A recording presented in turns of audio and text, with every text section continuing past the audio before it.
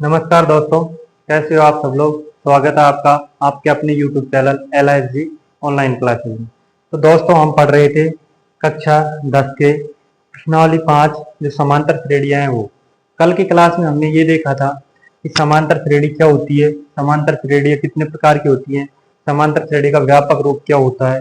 ये सब कुछ हमने कब पढ़ लिया था। इसके अलावा हमने 3 एग्जाम्पल भी लिए थे।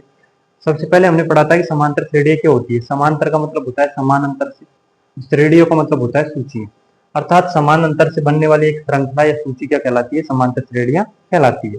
इसके अलावा इसके बाद हमने पढ़ा था कि समांतर श्रेणियों के प्रकार कितने होते हैं।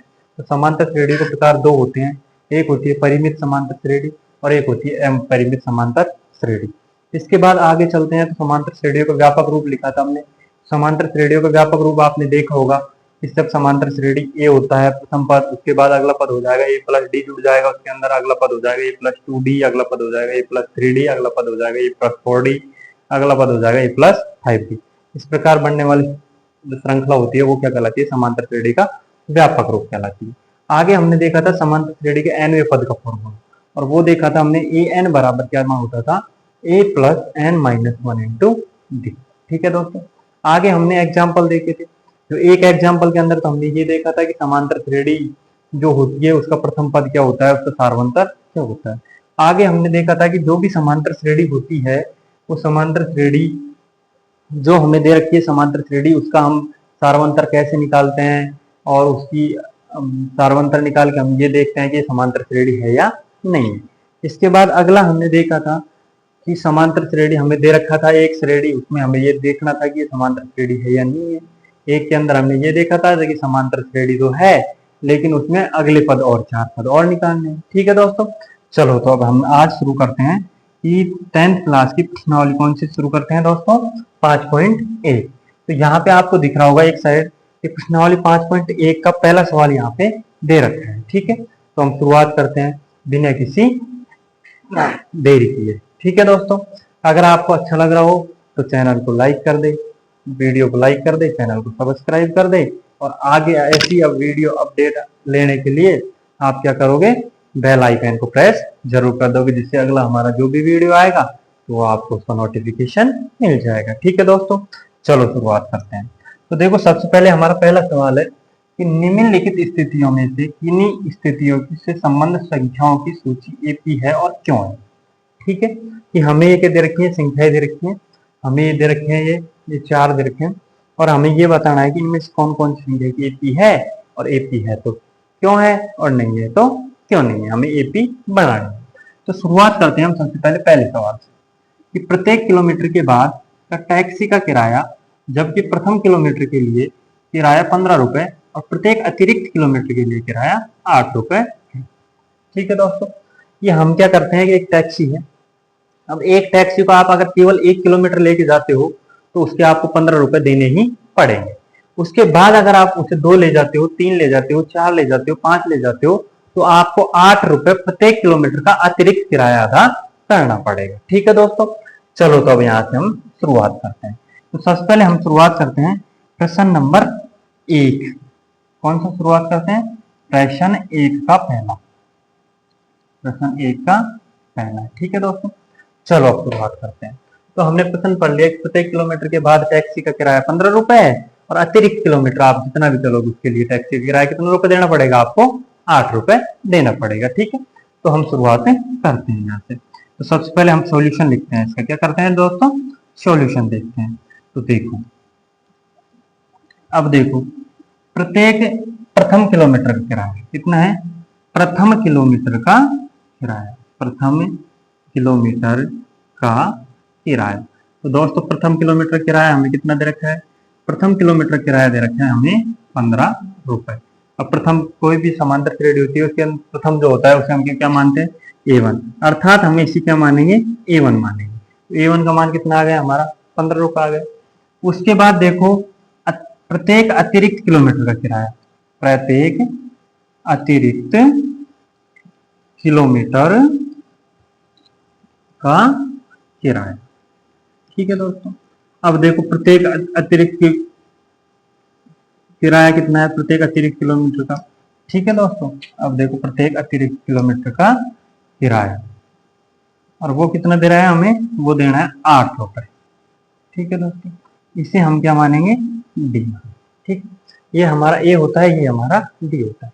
अब हम इसकी क्या बनाएंगे, एक श्रेणी बनाएंगे। ठीक है, तो प्रथम किलोमीटर का किराया तो हमें ऐसे ही पता होता है 15 होता है, जिसे तो हमने A1 मान लिया, A1 बराबर।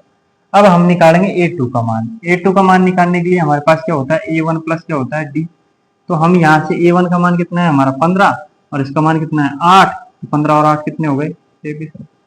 अब हम निकालेंगे A3 का मान। तो A3 का मान कितना होता है हमारे पास, A2 प्लस D होता है।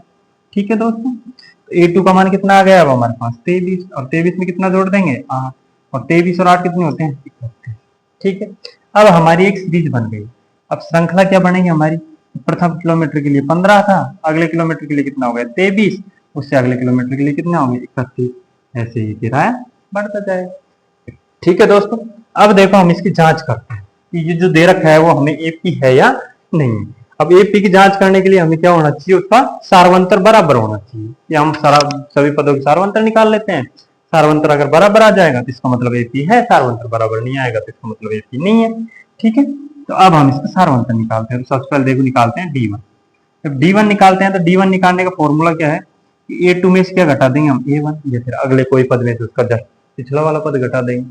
तो A2 में से A1 घटाएंगे, 23 में से कितने जाएंगे दोस्तों 15, और 23 में से 15 जाएंगे तो कितना आ जाएगा, इसका मान 8 आ जाएगा। अब निकालते हैं हम D2। D2 का जब मान निकालते हैं तो कितना है 31, मतलब अब कितना हो जाएगा A3, और A3 में से कितना जाएगा उसका जस्ट पीछे वाला A2। तो ये कितना हो जाएगा दोस्तों, A3 का मान कितना है 31, और उसमें से कितना जाएगा 23। तो 31 में से 23 कितना जाएगा। अब हम इससे क्या निष्कर्ष पर पहुंचे हैं कि हमारे पास जो D1 का मान है वो किसके बराबर आ रहा है, D1 बराबर किसके आ रहा है दोस्तों, D2 के। अतः हम क्या कह सकते हैं कि दी गई श्रृंखला एक एपी है। अब हम यहाँ क्या लिखेंगे, हम यहाँ लिखेंगे कि दी गई एपी है क्योंकि सारवंतर समान है। ठीक है दोस्तों, तो देखो क्या देखा था हमने कि हमारे पास एक सवाल दे रखा था कि प्रत्येक किलोमीटर के बाद टैक्सी का किराया, जबकि प्रथम किलोमीटर के लिए कितना किराया है 15 रुपए। अब उसके बाद अतिरिक्त किलोमीटर अगर हम जितना भी चलेंगे उसके लिए कितना किराया बढ़ जाता है 8 रुपए बढ़ जाता है। ठीक है, तो अब हम क्या किया, अब हमने उसकी क्या बना था, हमें उसकी सीरीज बनानी थी। सीरीज बनाने के बाद हमें ये चेक करना था कि एपी है या नहीं है तो क्यों है, नहीं है तो क्यों नहीं है। तो हमने उसके लिए क्या कर लिया, प्रथम किलोमीटर किराया जोड़ लिया जो कितना था 15 रुपए था, उसे हमें क्या माना है A1। प्रत्येक अतिरिक्त किलोमीटर किराया मान लिया जो कितना है 8 रुपए बढ़ रहा है, उसे क्या माना था D। अब हमने क्या निकाल लिया, A1 का मान कितना हो गया 15, A2 का मान कितना होता है A1 प्लस D, A3 का मान कितना होता है A2 प्लस D। अब इसमें 15 में कितने जोड़ जाएंगे 8, तो कितना हो गया 23। 23 और 8 कितने हो गए 31। हमारे पास सीरीज बन गई 15, 23 और 31। इसके बाद हमने इसका D1 D2 निकाल लिया। D1 D2 अगर बराबर आ गया तो इसका मतलब AP है, D1 D2 बराबर नहीं आया तो इसका मतलब AP नहीं। ठीक है दोस्तों, आ गया सबके समझ। ठीक है, अब हम चलते हैं इसके दूसरे सवाल पे। क्या करते हैं हम इसका दूसरा सवाल। आइए दोस्तों, ये देखो हम इसका दूसरा सवाल लेते हैं। अब देखो दूसरा सवाल हमारा क्या है, सबसे पहले हम पढ़ते हैं दूसरे सवाल को कि हमारा दूसरा सवाल क्या है। ठीक है दोस्तों, चलो तो ये देखो हमारा दूसरा सवाल। अब हम वहीं जाके सबसे पहले क्या करते हैं, दूसरे सवाल को पढ़ते हैं। ठीक है, ठीक, चलो हम पहुंच जाते हैं वापस पहले।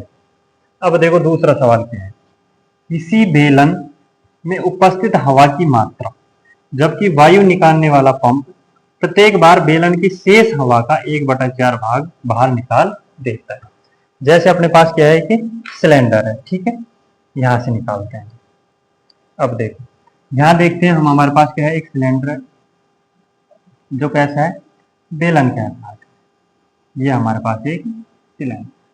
ठीक, अब इसमें हमने क्या लगा दिया, एक पंप लगा दिया, यहां लगा दिया हमने एक पंप। अब जैसे इसके अंदर क्या कर लेते हैं हम, इसके अंदर जैसे क्या भरा हुआ है, इसके अंदर भरा हुआ है एयर भरी हुई है। ठीक है दोस्तों, अब एयर भरी हुई है, इस एयर का वॉल्यूम हम मान लेते हैं हमारी तरफ से कि माना उसके अंदर भरी हुई एयर का वॉल्यूम कितना है V। ठीक है दोस्तों, ये हम सबसे पहले